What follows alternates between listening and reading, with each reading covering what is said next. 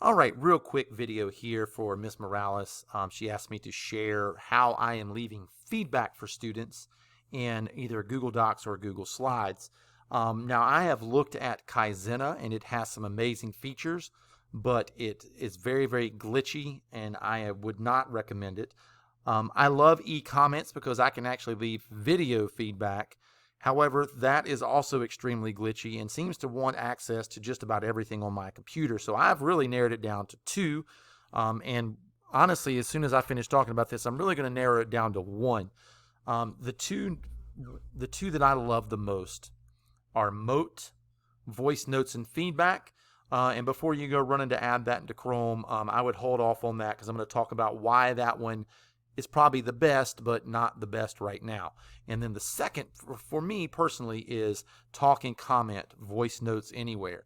So if I'm looking inside of my students' work and I want to go through and I want to leave feedback, I can leave feedback on everything. Now, the reason why I love Mote is, well, because I'm lazy and I can just click right here and start recording my message. And it gives me a minute and a half, which may be enough time, may not be enough time. You could always leave more than one Mote if you wanted to. I'm going to hit cancel on that though. However, the bad thing about that is some of the Chromebooks that we have sent home are too old and they don't process Mote correctly. It doesn't pop up like it does on my screen as just a little button to listen to the feedback. It takes them to another website or it asks them to download it, and then when they try to download the extension of Mote, it says that their computer is not up to speed as far as running that. One that I have had high success with, and I have had nothing but praise from teachers and from students because they're able to hear me, is talk and comment voice notes. And this one is honestly just as easy. I'm just a little bit lazy and I don't like to do anything. And it's literally right here. So now I click on here and again, you can see that it's recording my voice. If I don't like what I've recorded, I can stop it. I can keep recording until I'm finished. All I do is click this little check mark and it takes me to this. Now this I do have to copy, and then I would paste that into their comments and hit that, and then it would take them, whoa, I pushed too much there. I put all the other stuff in there. There we go. It would take them to here and they could listen to my voice note here. The reason why I like this a lot is I was able to grade about 65 students' slides.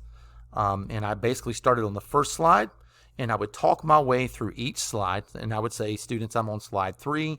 I think you need to move your X and put it over the Y. I would look at the slide 4 and give them feedback about the sun. I would look at the next slide on slide 5 and give them feedback about the consumers. And then when I was done, I would hit the check mark and I would leave them feedback. That saved me so much time as far as like trying to save all of those comments into one giant comment bank and then pasting those into the comments. I just left a voice comment and sent it to the students, and they were able to listen to me and follow through. And I know that it worked because everyone that resubmitted their work, they got everything correct because they were able to fix the things that I had talked to them about.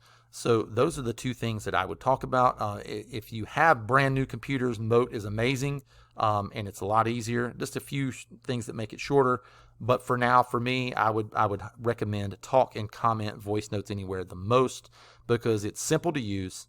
Students like it, parents like it, and most importantly for us, the teachers, we are able to do things at a lot faster pace, especially this year in a time where our time is invaluable and extremely limited.